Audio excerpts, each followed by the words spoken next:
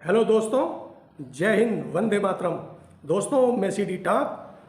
News subject channel पर मैं आज आप लोगों को एक ऐसी सनसनीखेज वारदात में लेकर चलता हूं कि जिसे जिसे आप देखेंगे और यदि ध्यान से सुनेंगे तो आप लोग देखेंगे कि हमारे देश भारत में आखिर यह चल क्या रहा है और क्यों चल रहा है और आखिर चलाया किस लिए जा रहा है। आजकल भारत देश में सबसे बड़ा पर्व और त्योहार राम मंदिर अनावरण का चल रहा है। राम मंदिर अनावरण के लिए हमारा देश भारत का हिंदुत्व और सनातन और केंद्रीय सरकार और राज्य सरकार ने एड़ी चोटी का जोर लगा रखा है, क्योंकि 500 वर्षों से भी ज़्यादा एक लंबी लड़ाई के बाद महामहिम माननीय सुप्रीम कोर्ट के द्वारा हिंदू और हिंदुत्व को अयोध्या में राम जन्मभूमि मिल गई है और लगभग राम मंदिर भी बनकर तैयार हो गया है, जिसका शिलान्यास 22 जनवरी 2024 को होने जा रहा है। हमारे पूरे देश भारत में बहुत ही हर्षोल्लास चल रहा है और हिंदुत्व घर घर जाकर प्रचार, सोशल मीडिया, वह चाहे इलेक्ट्रॉनिक्स मीडिया हो, वह चाहे समाचार पत्र का मीडिया हो, चाहे ट्विटर हो, फेसबुक हो, इंस्टाग्राम हो, व्हाट्सएप हो, सभी पर केवल और केवल राम मंदिर अनावरण उद्घाटन का जोर शोर से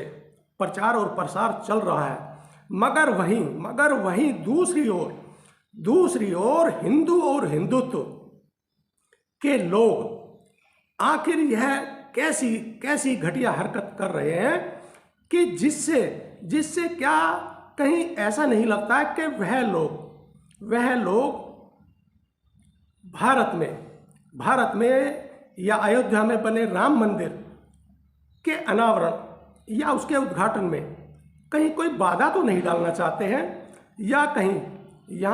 कहीं भारत में सांप्रदायिकता तो नहीं फैलाना चाहते हैं। जी हाँ, क्योंकि एक ऐसी सनसनीखेज खबर मिली है कि जिसमें संलिप्त कट्टर हिंदू ही शामिल हैं। जी हाँ, कट्टर हिंदू ही शामिल हैं। मुस्लिमों से नफरत करना और जातिवाद से जोड़कर नफरत फैलाना, मगर आगे बढ़ने के लिए उनके नाम का इस्तेमाल करना एक नई रवायत बन गई है आजकल हमारे देश भारत में। ओम प्रकाश मिश्रा और तहार सिंह ने जुबैर खान और आलम अंसारी के नाम से ईमेल आईडी बनाकर राम मंदिर और उत्तर प्रदेश के मुख्यमंत्री योगी आदित्यनाथ और यूपी एसटीएफ चीफ अमिताभ यश को बम से उड़ाने की धमकी दी है। इस साजिश को रचने वाले कोई और नहीं पक्के हिंदू, कट्टर हिंदू या हिंदुत्व का नारा और हिंदुत्व का झंडा बड़े जोर शोर से उठाकर और सबसे आगे की कतार में मिलने वाले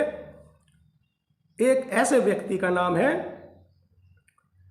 इस साजिश के रचने वाले देवेंद्र तिवारी योगी आदित्यनाथ से नफरत नहीं करते हैं, जबकि देवेंद्र तिवारी के तो मुख्यमंत्री योगी आदित्यनाथ को फूलों का गुलदस्ता देते हुए फोटो बड़ी तेजी से वायरल हो रही है। देवेंद्र तिवारी मुस्लिमों से नफरत करता है, यह बात उसके सोशल मीडिया को देखकर पता चलती है, मगर उसे तो नाम कमाना था, तो उसने ओम प्रकाश मिश्रा और तहार सिंह से मुसलमान आईडी बनवाकर और खुद ही को ईमेल आईडी करवाया। देवेंद्र तिवारी ने बताया कि इससे पहले भी उसे ऐसी चिट्ठियां आ चुकी हैं जिसमें उसे वह उत्तर प्रदेश के सीएम योगी आदित्यनाथ को मारने की धमकी दी गई है।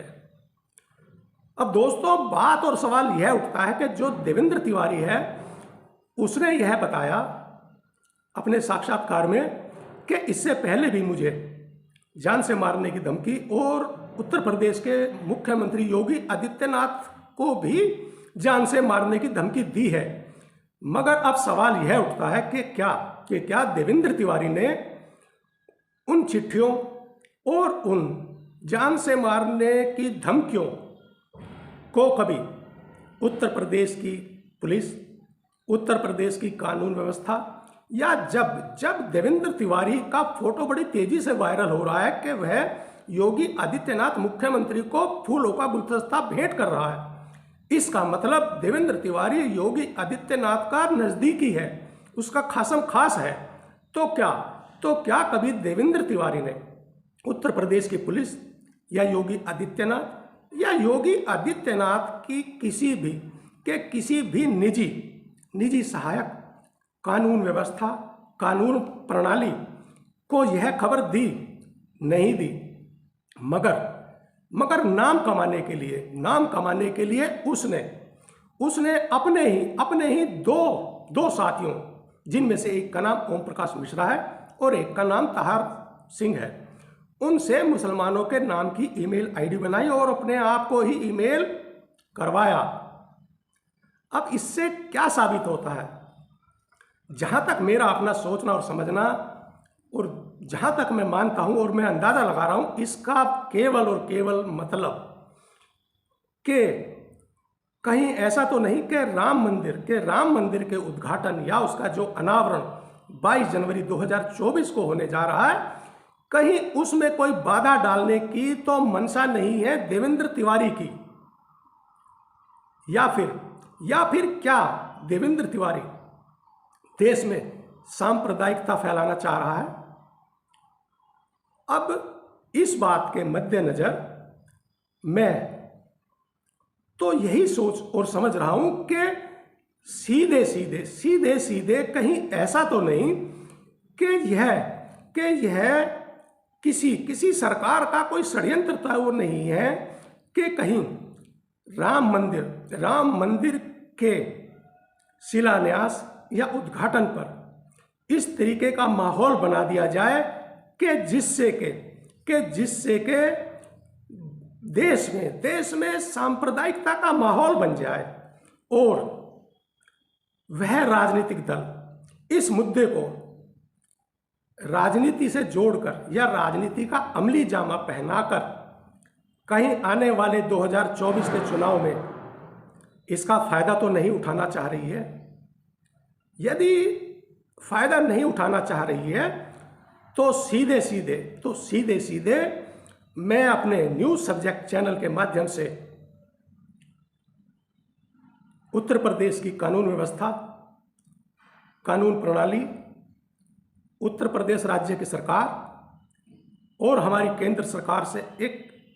अपील करूंगा कि देवेंद्र तिवारी और उसके दोनों गुर्गे, जिनमें से एक का नाम ओम प्रकाश मिश्रा है और दूसरे का नाम ताहर सिंह है, इन तीनों व्यक्तियों ने जो ऐसी भयानक और ऐसी खतरनाक साजिश रची है। राम मंदिर का शिलान्यास अनावरण 500 साल से भी ज्यादा इंतजार के बाद होने जा रहा है 22 जनवरी 2024 को,